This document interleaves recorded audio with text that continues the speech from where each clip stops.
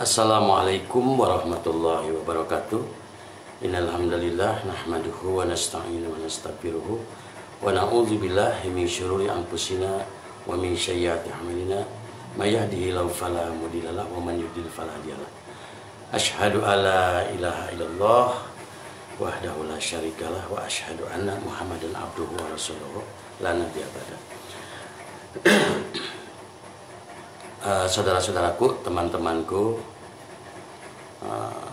di Facebook, di mana saja berada, seluruh Nusantara, bahkan Asia, alhamdulillah, puji syukur senantiasa kita panjatkan kehadirat Allah Subhanahu wa taala, yang mana Allah Subhanahu wa taala masih memberikan berjuta-juta nikmatnya kepada kita. Sampai saat ini kita diberikan kesehatan. Semoga Allah Subhanahu wa taala terus memberikan kesehatan kepada kita dan memberikan limpahan rezeki yang penuh berkah insya Allah. Baik, sebelum kajian ruqyah atau nanti ada ruqyah mandiri ya, saya ingin menyampaikan sesuatu tentang ruqyah yang sebenarnya. Jadi banyak juga yang mengatakan diri bahwa saya ini seorang ketua ruqyah, bukan ruqyah syariah ya, ketua ruqyah, komunitas ruqyah ini gitu. Ada nih salah satu yang menamakan bukan ruqyah syariah, tapi ya kalau menurut saya sih ruqyah syirkiyah ya, karena tidak dicontohkan sama Rasulullah. Mereka tidak tahu bahkan apa itu ruqyah, sehingga menyampaikan bahwa saya ruqyah nih, saya tidak akan mempan kalau memang saya ada jinnya, gitu kan. Berbicara seperti itu. Ini bukan dari salah satu komunitas ruqyah syariah, bukan. Dia bahkan menyatakan dirinya pimpinannya langsung gitu, bahwa ini saya ruqyah nih. Kalau saya kesurupan, berarti saya ada jinnya, gitu kan. Ruqyah itu bukan untuk diruqyah langsung menggelepar-gelepar kesurupan, gitu. Berarti kalah, gitu kan. Atau peruqyahnya hebat, gitu begitu. Nah, ini saya terutama ini bagi yang awam ya. Dari kemarin saya ditanya tentang masalah apakah ruqyah ini memang hebatnya itu harus kesurupan pasiennya, atau keberhasilan ruqyah ini harus muntah-muntah atau ini. Jadi ruqyah itu identik dengan doa ya, mendoakan kebaikan. Allahumma rabbana ahzibil basya isbi anta syafi la sifa illa sifauka sifan la yughadiru saqama. Itu doa-doa kebaikan semua itu dalam ruqyah itu. Makanya kenapa di dalam ruqyah syariah ini tidak boleh ada kata-kata kasar ataupun kata seperti mohon maaf, mengatakan binatang atau pokoknya mengatakan kasar. Karena ruqyah syariah ini kenapa kita harus berwudu dulu dalam keadaan bersih ya, maupun yang diruqyahnya ataupun yang peruqyahnya harus dalam keadaan bersih, hati bersih, pikiran tidak ada dendam. Kenapa? Karena doa langsung minta kepada Allah Subhanahu wa taala, bukan kepada siapa-siapa lagi. Gitu. Langsung kepada Allah. Dan Allah ini asy-syafi, Allah ini adalah penyembuh. Kita mohon meminta kepada Allah Subhanahu wa taala, minta kesembuhan, minta kebaikan, berdoa. Bukan berarti ini saya ruqyah nih, kalau saya menggelepar-gelepar, kalau saya kesurupan berarti saya ada jinnya. Tidak seperti itu, saudara. Ya, ruqyah ini doa. Tidak akan mempan kepada orang-orang yang sombong, tidak akan mempan kepada orang-orang yang istilahnya yang hatinya yang rusak lah gitu. Dengki, iri, dengki. Makanya kenapa harus bersih dulu, gitu. Seperti itu. Harus benar-benar bersih. Kenapa kita harus beristighfar? Astagfirullahaladzim, alladzi la ilaha illa huwal hayyul qayyum wa atubu ilaihi. Ketika kita sebelum mulai terapi ruqyah, memang betul ruqyah ini ketika datang saja sudah meruqyah, tapi setidaknya ketika kita melakukan satu ritual atau terapi Qur'ani, maka kita beristighfar kepada Allah, kita taubat kepada Allah. Orang yang paling dekat itu seluruh makhluk itu tidak ada lagi yang lebih dekat selain orang yang bertobat kepada Allah, orang yang beristighfar kepada Allah Subhanahu wa taala. Kita beristighfar benar-benar meminta ampunan dari semua dosa-dosa kita, dari semua aib-aib kita. Seperti itu. La haula wala quwata illa billahil aliyyil azim. Tidak ada daya upaya Selain kekuatan dari Allah Subhanahu wa taala, semua makhluk lemah. Makhluk tidak kuasa, Allah Maha Kuasa. Makhluk kita lemah. Bismillahirrahmanirrahim. Bertawakal kepada Allah. Bersandar kepada Allah, meminta hanya kepada Allah. Seperti itu sebelum terapi ruqyah itu. Tidak ada kesombongan sedikit pun. Gitu, seperti itu. Dan hati-hati bagaimana iblis ini menunggu ada sifat sombong, sifat angkuh, takabur dari seorang peruqyah tersebut, sehingga nanti mudah untuk menguasai si peruqyah tersebut. Jadi ruqyah itu sekali lagi adalah doa. Meskipun dikatakan terapi Qur'ani, betul terapi Qur'ani, tapi tidak ada. Ya, banyak orang yang kesurupan, apalagi di sini ya, dekat-dekat sini di Garmen ini banyak nih kesurupan massal. Setan membuat kesurupan massal. Nah, peruqyah yang betul-betul dai ini membuat ruqyah massal. Kalau setan membuat kesurupan massal gitu. Ya. Jadi sekali lagi ruqyah ini adalah doa kebaikan. Setelah bertawakal kepada Allah, ini dalam salah satu hadis ini dikatakan nih fadilahnya ini, ketika orang bertawakal ini maka 3 malaikat ini akan datang dan mengabulkan, berdoa juga kepada Allah, membantu agar doanya ini dikabulkan. Makanya kembali ke niat lagi, niat kita untuk dakwah, niat kita untuk bagaimana caranya sahabat kita ini, saudara kita ini yang sakit ini sembuhnya mendapatkan kesembuhan yang hakiki, bagaimana tauhidnya lurus, bagaimana meninggalkan semua kesyirikan, meninggalkan semua yang berbau khurafat atau toyur, seperti itu. Ini yang bahaya, satu kesyirikan saja ini akan menyebabkan anak dan istri menjadi korban. Ini luar biasa, nih kesyirikan ini dahsyat sekali, naudzubillah. Hati-hati. Yang mungkin kita semua pernah merasakannya gitu ya, pernah merasakannya.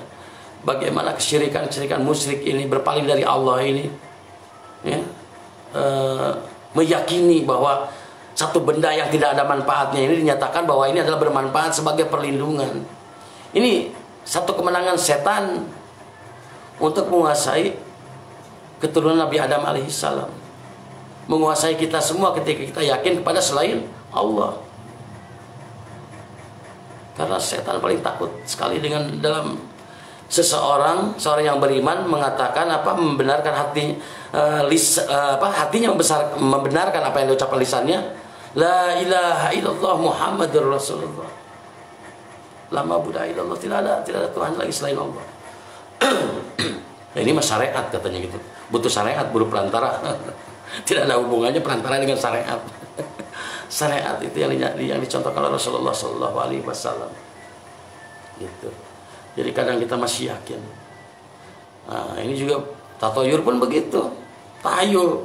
Kalau nggak pakai baju ini, kayaknya nih saya kalau pakai baju ini disukai sekali banyak orang nih, senang sekali, semua pada senyum. Nah, ini hoki katanya gitu, mau keberuntungan. Itu yang bahaya lagi.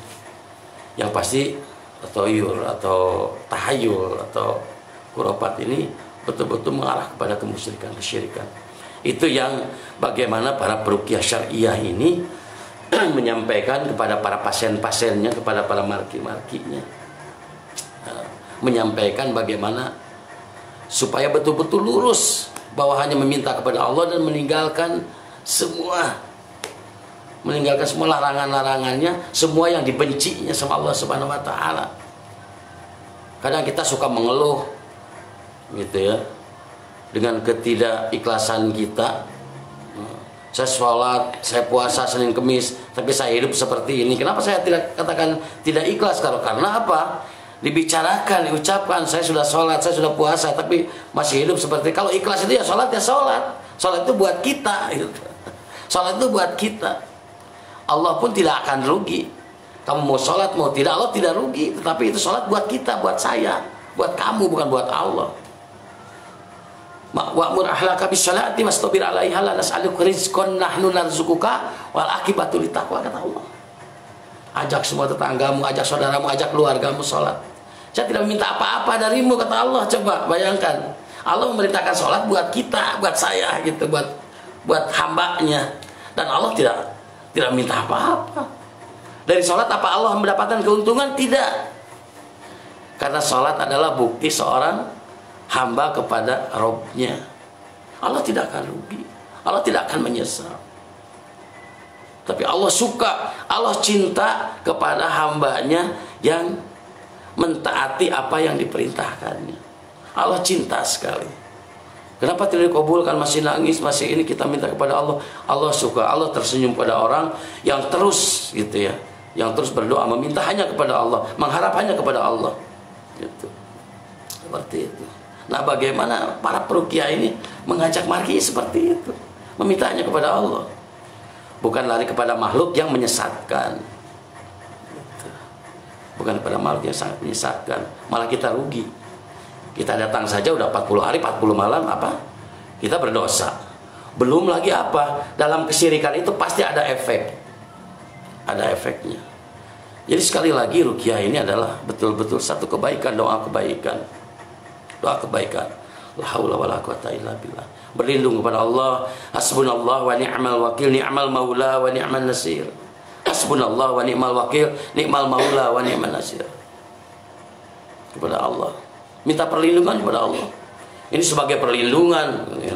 Allah yang memberikan perlindungan kepada kita. Lalu kita bersalawat kepada apa? Salawat Nabi. Tidak salawat yang macam-macam dalam ruqyah. Allahumma sholli ala sayyidina Muhammad wa ala ali Muhammad, sudah. Itu saja sudah. Allah suka. Kita tahu semua bagaimana fadilah-fadilah salawat ini. Luar biasa ini orang yang bersalawat ini. Hanya salawat itu saja. Tidak salawat yang macam-macam, yang apa namanya, salawat yang dibuat-buat, yang ditambah-tambah lagi. Salawat Nabi. Insya Allah. Insya Allah kita akan mendapatkan syafaat dari Rasulullah kelak. Ketika itu kita selalu bersalawat gitu ya. Itu saja, bahwa sekali lagi ruqyah ini bukan untuk satu membuat orang lain kesurupan, membuat orang celaka, bukan. Ruqyah ini adalah doa. Adapun orang-orang yang tidak mendapatkan kebaikan dari ruqyah syariah, maka bertobatlah. Ini ada apa? Kenapa ruqyah ini belum bisa menyembuhkan saya? Kenapa saya masih bolak-balik di ruqyah terus-terusan? Gitu. Makanya jangan berharap kepada makhluk. Sehebat apapun di videonya, sehebat apapun di rekamannya, seorang peruqyah ini hanya makhluk saja. Cuman kebetulan Allah pilih sebagai perantara saja. Sebagai asbabiyah. Lewat peruqyah itu nanti akan diarahkan bahwa kulladzina amanu huda wasibaba, yang akan menyampaikan bahwa Al-Qur'an ini sebagai jalan menuju pada kesembuhan. Jadi peruqyah ini yang akan menyampaikan nanti. Bukan berarti ruqyah ini yang bisa menyembuhkan. Saya udah ruqyah ini sama Salman misalnya, tapi saya nggak sembuh-sembuh. Emangnya saya apa namanya, Allah yang bisa menyembuhkan? Yang bisa menyembuhkan Allah. Tetapi Allah berjanji, wa nunazzilu minal qur'ani ma huwa syifaa'u wa rahmatul lil mu'minin wa la yazidu dzalimina illa khasara. Bahwa Allah berjanji Al-Qur'an ini sebagai rahmat bagi orang yang beriman, sebagai syifa, sebagai penyembuh. Itu janji Allah. Nah, gitu. Seperti itu. Jadi sekali lagi jangan salah paham nih, ya. Yang bertanya sama saya kok nggak kesurupan, mau kesurupan apa mau sembuh? Gitu ya. Kenapa ibu saya di ruqyah nggak gugur-guguran katanya gitu. Saya menginginkan ibu Anda sembuh dan ibadahnya bagus lagi, bukan untuk gugur-guguran. Gampang kalau pengen gugur-guguran mas, saya ambil apa namanya tuh belalang, ya, simut belalang, masukkan ke telinganya, itu akan gugur-guguran, nggak usah diruqyah, capek gitu. Capek sebetulnya gitu. Orang yang menangani kesurupan tuh capek.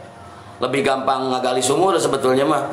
1,5 juta ngagali sumur beres. Capek pun nikmat makannya. Kalau ruqyah tuh sebetulnya kalau menangani yang kesurupan tuh capek. Ya. Ini masih ada lagi, ini menyesal lagi, terus saja sampai jam 12 malam, sampai jam 1. Ini gak sembuh-sembuh. Karena apa? Kalau kata Pak Ngersa Ustaz Junaidi mah, karena memang sampahnya, bangkainya belum dibersihkan.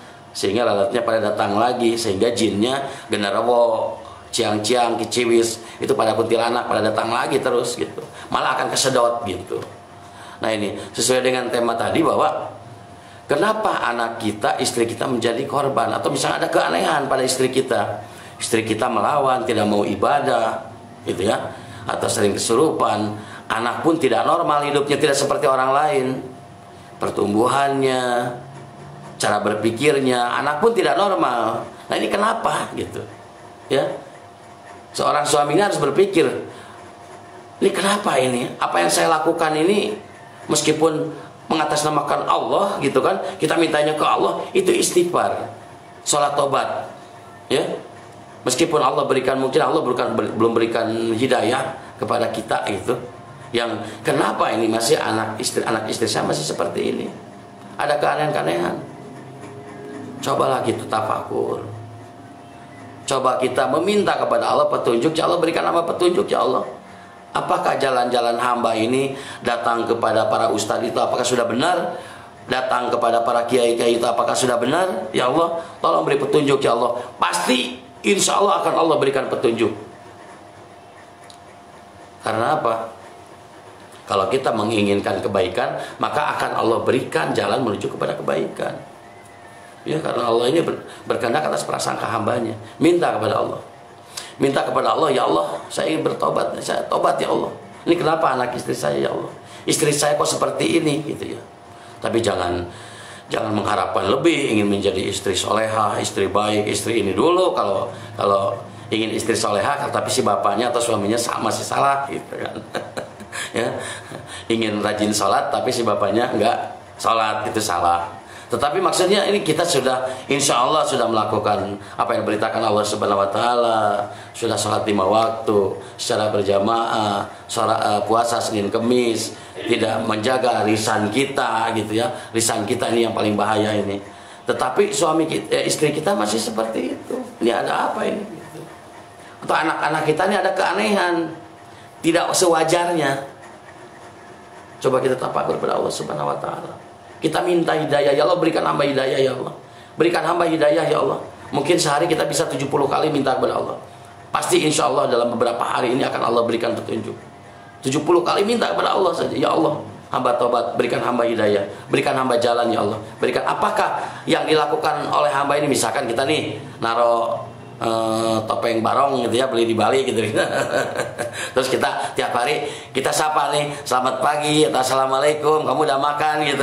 Apakah cara itu salah? Nah itu tafakuran, itu salah satu contohnya. Misalkan kita tahu kalau itu masalah gitu, kita tahu itu masalah. Maksudnya ada satu kebiasaan lah yang apa ya, yang aneh-aneh gitu.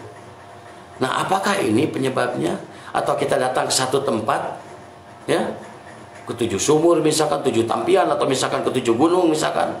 Nah, meskipun kita semua banyak yang ada yang bilang bahwa itu membenarkan karena gitu ya, tapi tetap bahwa itu adalah salah.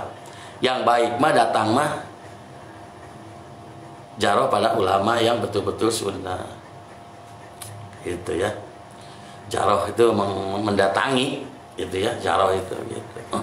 Kalau jarah itu ngarampok, itu jarah namanya.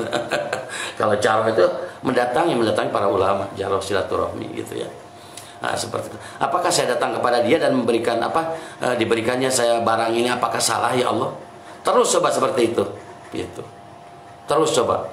Yang mungkin ada kesempatan untuk merenungi ini memang susah sekali ya, berat sekali. Karena memang setan mungkin menguasai kita supaya kita bertobat, karena ego dari diri kita tobat. Emangnya saya salah apa gitu kan? Kan hanya Allah dan saya yang tahu aib kita, kesalahan kita. Maka tanya kepada Allah kalau kita malu kepada orang lain. Ya Allah, ada apa ini? Pasti Allah dengar. Ya Allah, hamba tobat. Kenapa anak saya ini ya Allah? Kenapa istri saya ini ya Allah? Gitu kan? Sering mohon maaf, sering keluar dan melakukan hal-hal yang tidak baik ya Allah. Seperti itu. Jangan langsung, oh ini istri saya harus diruqyah, oh ini anak saya ini harus diruqyah gitu. Justru kitanya dulu, seorang suaminya dulu.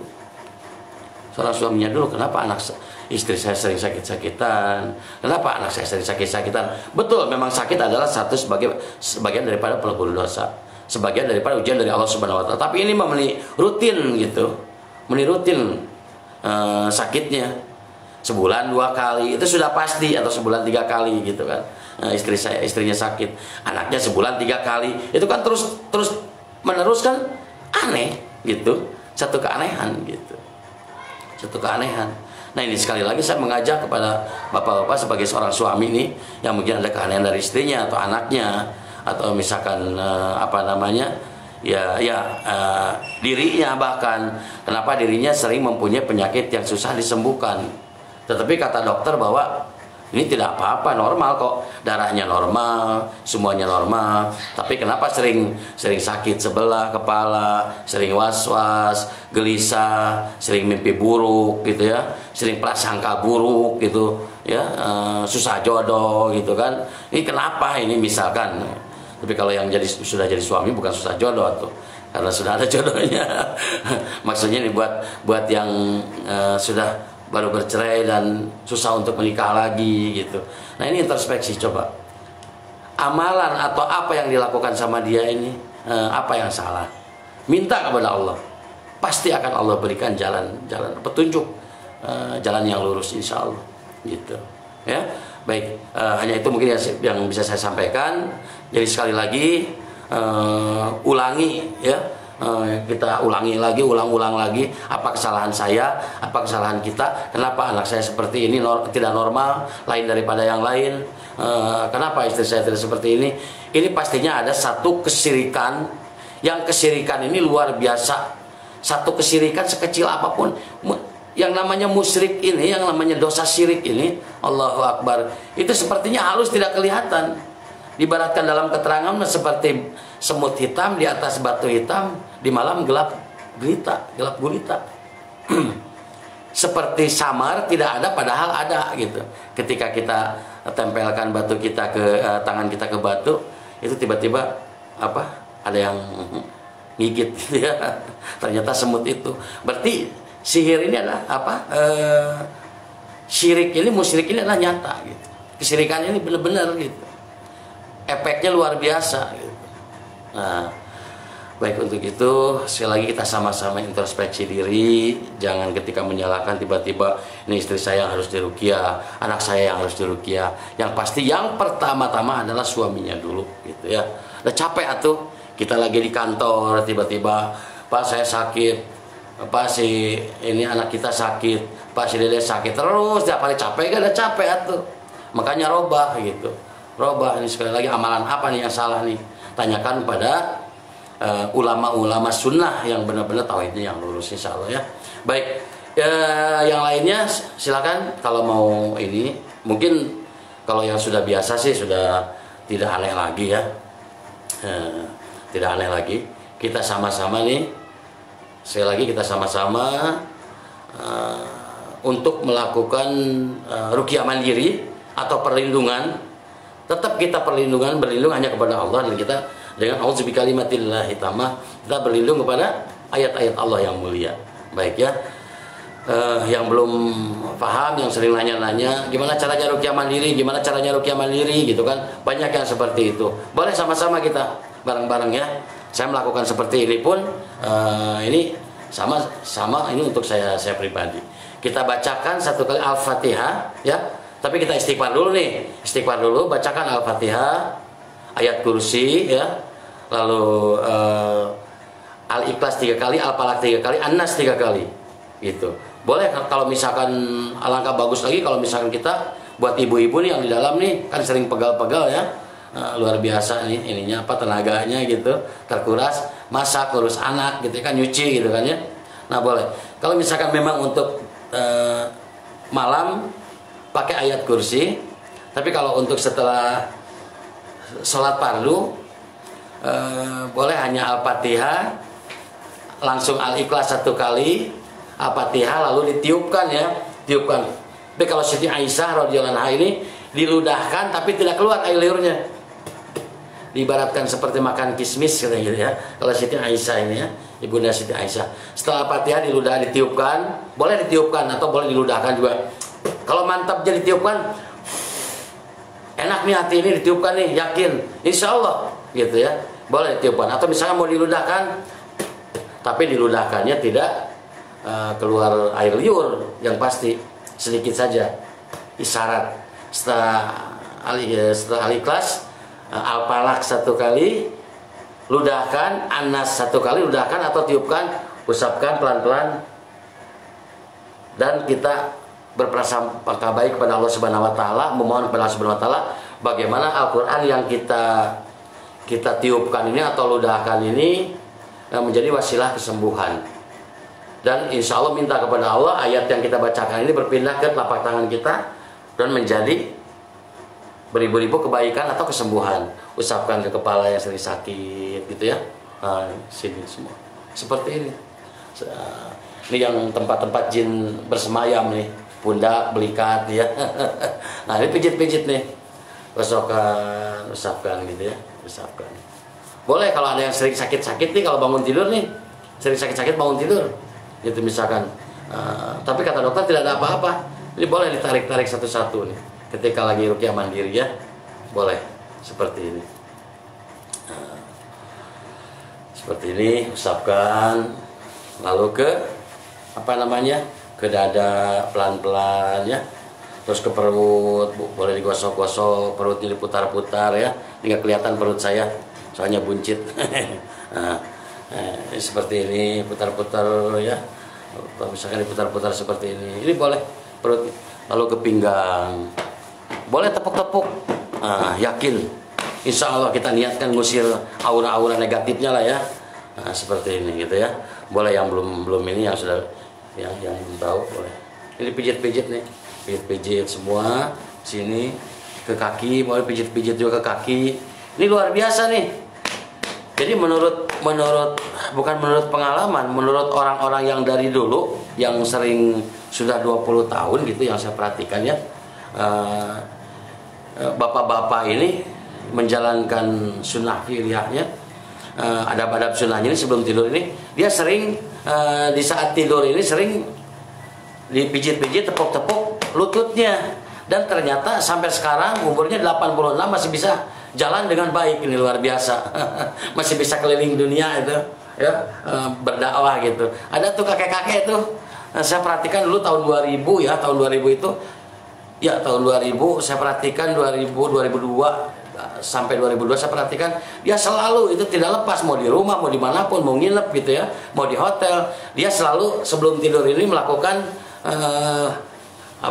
ruqyah mandiri atau beberapa orang mengatakan bahwa ini adalah mandi ayat katanya gitu ya, mandi ayat itu baca seperti itu. Nah, setelah digosokkan, kalau misalkan mau sendawa ini biar enak, ini nggak apa-apa keluarin sendawa ya, sendawa gitu, asal jangan diumbar sendawanya. Sendawa terus keluar ke pasar gitu, terus diumbar itu, jangan seperti itu. Ini pas lagi di rumah saja gitu ya. Nah, nanti putar-putar ini ditarik nih, dari perutnya ditarik itu, tarik ya. Oke. Ya, seperti itu. Lalu ulangi satu kali lagi. Al-Fatihahnya boleh satu kali tadi saja, atau misalkan mau langsung tahun gitu ya, misalkan a'udzubillahi minasyaitonirrajim, bismillahirrahmanirrahim, qul huwallahu ahad, Allahus samad, lam yalid wa lam yulad wa lam yakul lahu kufuwan ahad. Boleh diludahkan atau ditiup boleh. Setelah itu lanjutkan dengan ayat berikutnya. Ini yang kedua nih. Kalau tadi kan pakai Al-Fatihah sama ayat kursi ya. Lalu yang keduanya, bismillahirrahmanirrahim, qul a'udzu birabbil falaq, min syarri ma khalaq, wa min syarri ghasiqin idza waqab, wa min syarri nafathati fil 'uqad, wa min syarri hasidin idza hasad. Diludahkan atau sekali lagi ditiup boleh. Bismillahirrahmanirrahim, qul a'udzu birabbin nas, malikin nas, ilahin nas, min syarril waswasil khannas, alladzi yuwaswisu fi sudurin nas, minal jinnati wan nas. Usapkan lagi, lalu ke kepala yang sering sakit, nggak usah kerudungnya dibuka, nggak usah, langsung aja ya. Atau rukonya atau apa mukenanya, rukunya atau mukenanya dibuka, nggak usah, langsung aja usapin. Ini akan berefek juga meskipun terhalang sama kain gitu. Ini akan berefek luar biasa, dahsyat juga gitu ya. Ke dada, ke perut kayak tadi lagi, putar-putar perutnya atau gosok-gosok ke belakang, tepuk-tepuk boleh. Pinggangnya nih yang sering ke sawah gitu. Ini luar biasa dengan mandi ayat atau rukyah mandiri ini yang sering ke sawah nih. Mak-mak ya, aki-aki. Bukan untuk ahi-ahi aja tapi untuk aki-aki juga nih. Bagus sekali ini rukyah mandiri ya. Lalu gosok-gosok, putar-putar gitu ya, usap-usap boleh. Lalu tarik sini, boleh ditarik atau misalkan boleh cukup gitu saja. Yang pasti bukan untuk ditarik dikeluarkannya tapi untuk kita perlindungannya, menggosokkan, mengusap semua ayat-ayat Allah yang sudah kita bacakan, gitu ya. Lalu terakhir lagi sama seperti tadi, boleh pakai Al-Fatihah, boleh pakai ayat kursi lagi, atau boleh langsung dari ta'awud langsung ke Al-Ikhlas. A'udzubillahi minasyaitonirrajim. Bismillahirrahmanirrahim. Qul huwallahu ahad, Allahu samad, lam yalid wa lam yulad wa lam yakul lahu kufuwan ahad. Bismillahirrahmanirrahim. Qul a'udzu birabbil falaq min syarri ma khalaq wa min syarri ghasiqin idza waqab wa min syarri nafathati fil uqad wa min syarri hasidin idza hasad. Bismillahirrahmanirrahim. Qul a'udzu birabbin nas, malikin nas, ilahin nas, min syarril waswasil khannas, alladzi yuwaswisu fi sudurin nas, minal jinnati wan nas. Tiup atau diledakkan boleh. Sokan kepala. Nah ini semua seperti tadi lagi pokoknya. Boleh yang sakit-sakit yang sering berat ini dipijat-pijat ini ya. Gitu. Tapi saya takut muntah, nggak apa-apa, muntahin aja nggak apa-apa. Muntahnya bukan muntah-muntah apa banyak begitu ya. Kalau yang dimakan bakso atau apa keluar bakso lagi enggak, biasanya sih berupa lendir itu ya. Seperti itu gitu. Semua usapin seluruh badan semua. Ini akan enak nih, ringan nih, luar biasa nih ya. Ringan banget gitu. Seperti ini, gosok-gosok gitu. Seperti itu. Tarik lagi ke atas, seperti itu ya. Jadi sebelum baca Quran, setelah sholat, sebelum baca Quran nih, sebelum tilawah, coba rukyah mandiri dulu. Biasanya berkurang rasa ngantuknya nih. Biasanya kita kalau misalkan sering ngantuk baca Quran, coba rukyah mandiri dulu setelah sholat fardu, insya Allah gitu ya. Lalu jangan lupa juga sering-sering kita bikin air rukyah. Jadi kita jangan terlalu mengandalkan perukyah, nanti kecewa. Mengharap makhluk nanti akan kecewa, betul tidak? Seperti itu. Jadi perukyah bisa membantu, tapi bukan untuk bisa memenuhi keinginan hasrat kita. Tapi setidaknya hal yang paling besar yang diberikan oleh sama perukyah ini adalah ilmu tauhid gitu ya. Ilmu bagaimana kita diajaknya kepada kepahaman agama, seperti itu. Perukyah yang betul-betul syar'i itu seperti itu.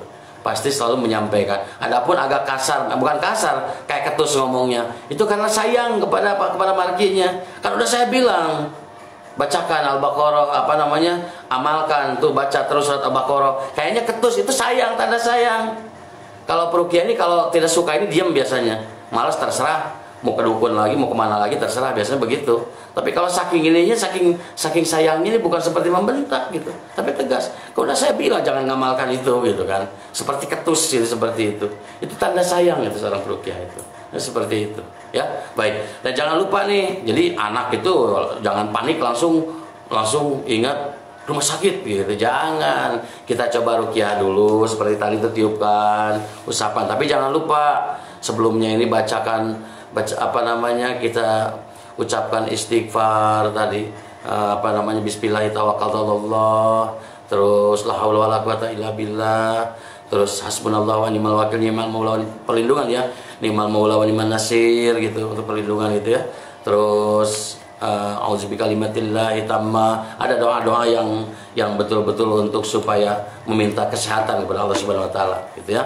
Lalu setelah istighfar baru bacakan ini boleh dibacakan seperti tadi ayat kursi ya, Al-Fatihah seperti ini, air putih siapkan nih, selalu ada nih di rumah kita nih. Kalau anak kita biasakan, anak itu pintar pasti. Kalau kita biasakan simpan air ruqyah, anak itu cerdas, ya. Alhamdulillah, masya Allah ini. Mudah-mudahan bukan sebagian daripada daripada kesombongan, semoga saja gitu. Anak-anak saya dibiasakan bikin air ruqyah, itu cerdas tuh, ranking terus tuh.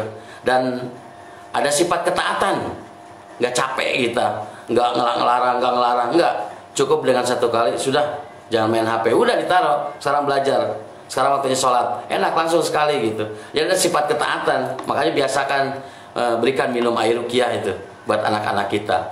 Itu insya Allah ada sifat ketaatan gitu, kepada kita taat kepada Allah, apalagi kepada Allah Subhanahu wa taala gitu ya. Kita bacakan Al-Fatihah, air putihnya ya. Tak bisa label bahaya nanti. Nah, gitu.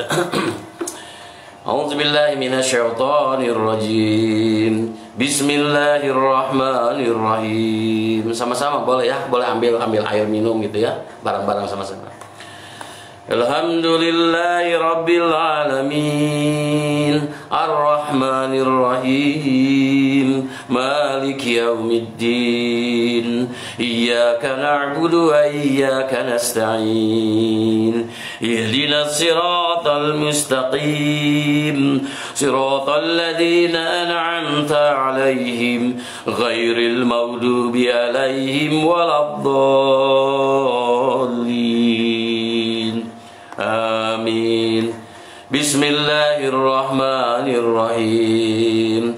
Allahu la ilaha illa huwal hayyul qayyum, la ta'khudhuhu sinatun wa la nawm, lahu ma fis samawati wa ma fil ardh, man dzal ladzi yashfa'u indahu illa bi'idhnihi, ya'lamu ma baina aydihim wa ma khalfahum, wa la yuhituna bi syai'in min 'ilmihi illa bima syaa, wasi'a kursiyyuhu samawati wal ard, wa la ya'uduhu hifdhuhuma wa huwal 'aliyyul 'azim. Bismillahirrahmanirrahim. Qul huwallahu ahad, Allahus samad, lam yalid wa lam yulad wa lam yakul lahu kufuwan ahad. Boleh satu kali, boleh tiga kali, karena Allah ini suka dengan yang ganjil. Ya, boleh tiga kali. Bismillahirrahmanirrahim.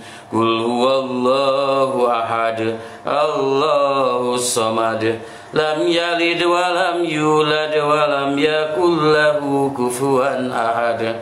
Bismillahirrahmanirrahim.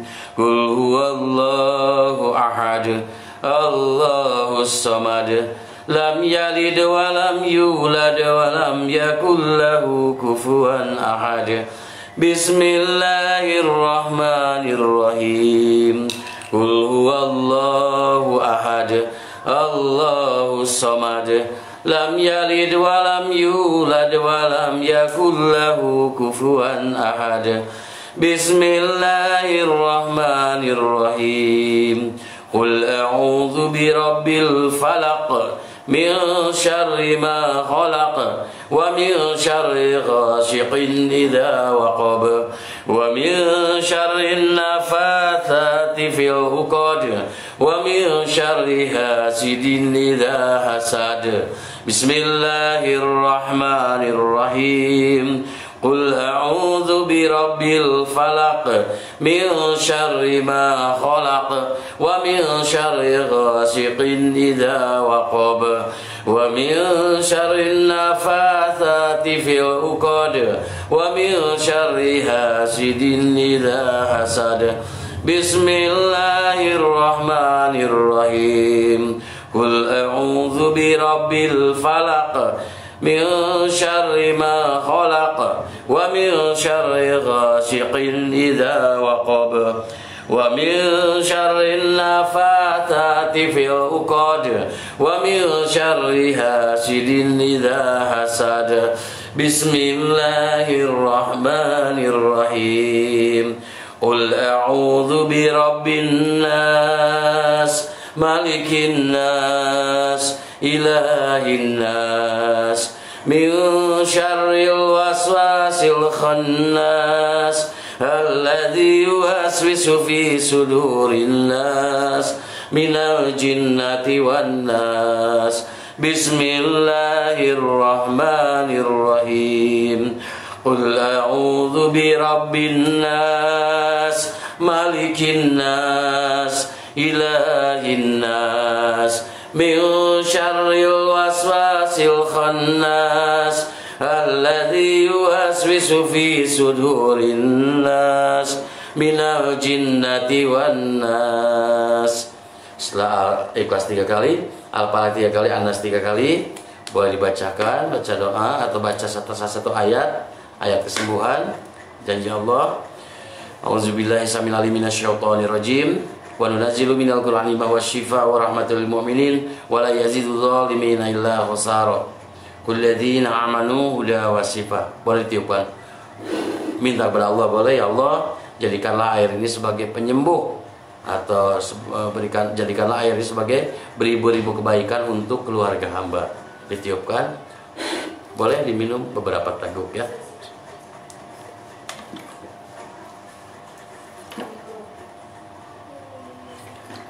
Alhamdulillah. Biasanya anak ini cerdas nih kalau diberikan ruqyah gitu ya, atau putarkan MP3 selain kita ngaji juga MP3 terus 24 jam nih kalau bisa nih, pelan-pelan saja ya. Untuk kebaikan nggak apa-apa lah sampai hancur sekalian, tapi alhamdulillah saya sampai sekarang nggak pernah hancur MP3 musik box meskipun agak jadul gitu ya dari dulu gitu. Alhamdulillah. Semua binatang-binatang juga pun akan hilang kayak kecoa. Ini tikus di sini sebesar-besar kelinci, itu gede-gede. Bukan didramatisir, memang gede-gede, tapi mereka nggak berani masuk ke tempat ini karena ini MP3 ini sebabnya nih putarkan nih. Ketakutan juga mungkin tuh ya, tikus, kecoa gitu. Apalagi maling. Pernah satu hari di depan rumah saya ada yang jatuh tuh. Ada yang jatuh, pluk gitu, jatuh, terguling-guling. Tiba-tiba setelah dia tengok kiri tengok kanan, lemes, saya intip dari jendela, dia lari lagi dan dia dikejar sama banyak orang. Ternyata maling. Ternyata si maling itu mungkin ininya ilmu saipi anginnya ini lemah ini kalau kena ayat ruqyah gitu ya. Nah, ini luar biasa, manfaatnya banyak sekali gitu. MP3 ruqyah ini luar biasa. Banyak sekali ya saudara-saudara kita yang termasuk istri sendiri dulu mempunyai ginjal ya, mempunyai sakit ginjal dan mah kronis, itu bolak-balik ke rumah sakit mau dioperasi ini nggak jadi. Asbabiahnya ini putarkan MP3 selama 24 jam. Waktu itu saya belum mengenal herbal gitu, jadi itu aja MP3, nggak tahu dari siapa tiba-tiba sebelum guru-guru saya mengatakan bahwa coba pakai MP3, itu sudah ada tiba-tiba ilham nih, coba pakai MP3 24 jam. Saya pasang tuh pakai notebook ya, notebook speaker aktif, itu putar-putar. Dan alhamdulillah dengan kuasa Allah, bingung dokter, ini kok ginjalnya bagus ini kok mahnya bagus gitu kan. Seperti itu. Ini luar biasa dahsyat sekali nih. MP3 ruqyah yang khususnya ruqyah syariah ya, khususnya. Insya Allah banyak kok, kalau mau ini juga bisa WA saya gitu ya. Kirimkan nomornya dan saya kirim nanti gratis audionya insya Allah. Hanya itu yang bisa saya sampaikan. Subhanakallah wa bihamdika asyhadu an la ilaha illa anta astaghfiruka wa atubu ilaik. Assalamualaikum warahmatullahi wabarakatuh.